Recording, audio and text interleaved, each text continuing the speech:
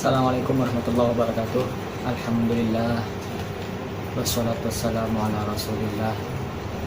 Allahumma sholli ala sayyidina Muhammad wa ala alihi wa sahbihi ajma'in. Amma ba'du. Teman-teman, sekiranya saya bertanya, apakah ada orang yang tidak pernah melakukan maksiat? Kira-kira apa jawaban teman-teman? Ketika orang bertanya pada saya, Mas, apakah sampean tidak pernah bermaksiat? Oh, sering. Apakah guru sampean tidak pernah bermaksiat? Oh, pasti bermaksiat. Kalau orang bertanya pada saya, Mas, apakah ada manusia di sini selain Nabi dan Rasul yang tidak pernah melakukan maksiat? Maka saya jawab tidak ada. Dan jika boleh jujur, saya adalah pelaku maksiat. Dan jika boleh jujur, sekarang pelaku maksiat sedang berhadapan-hadapan. Kita jujur-jujuran saja. Dari dalam hati kita akui bahwa saat ini para pelaku maksiat sedang berhadapan-hadapan. Maknanya apa? Kita di sini ini manusia, memang tempatnya salah dan lupa. Lalu apa yang harus kita lakukan ketika kita tidak bisa lepas dari maksiat? Maka inilah pembeda antara kita dengan orang-orang yang jauh dari hidayahnya Allah Subhanahu wa ta'ala. Memang kita sama-sama ahli maksiat, tapi ada yang ahli maksiat terus nikmat dengan maksiatnya, lalu juga ada golongan yang ahli maksiat dengan maksiatnya ia bertaubat. Maka siapa yang beruntung di sini? Mereka-mereka yang ketika bermaksiat tidak lupa untuk bertaubat. Taubat yang seperti apa sih yang diterima sama Allah? Taubat, menyesal, astagfirullahaladzim, aku telah melakukan maksiat barusan. Iringi dengan taubat, iringi dengan perbuatan baik. Innal hasanat yudhibnas sayyi'at. Sesungguhnya kebaikan dapat menghancurkan keburukan, dapat menghilangkan kejelekan. Kita bermaksiat, istighfar, ingat kepada Allah, langsung berbuat kebaikan, sholat 2 rakaat, taubat, salat taubat atau sedekah.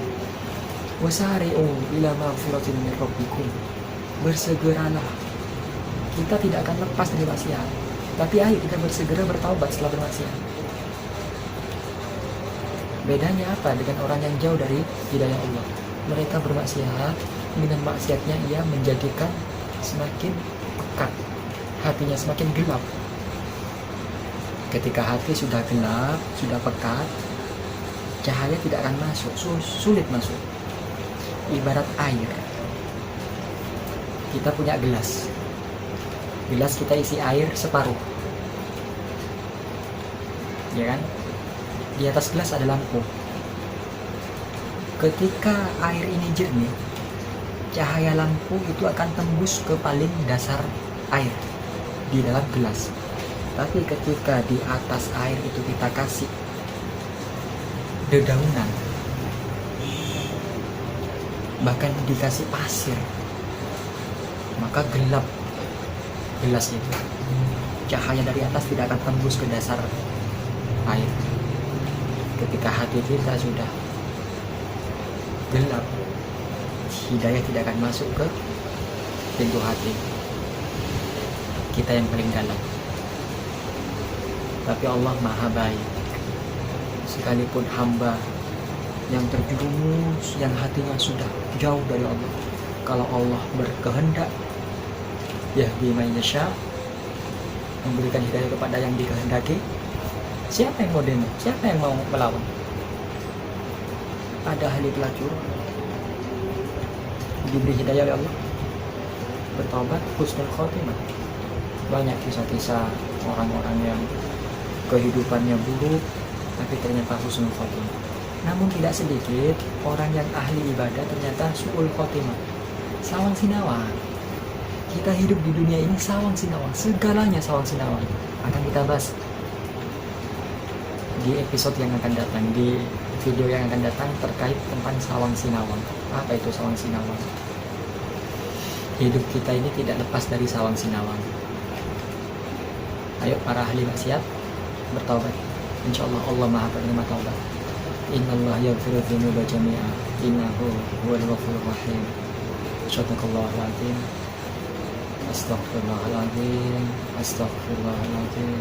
Astaghfirullahaladzim. Mari kita bertaubat. Subhanakallahumma wa bihamdika asyhadu an la ilaha illa anta astaghfiruka wa atubu ilaik. Assalamualaikum warahmatullahi wabarakatuh.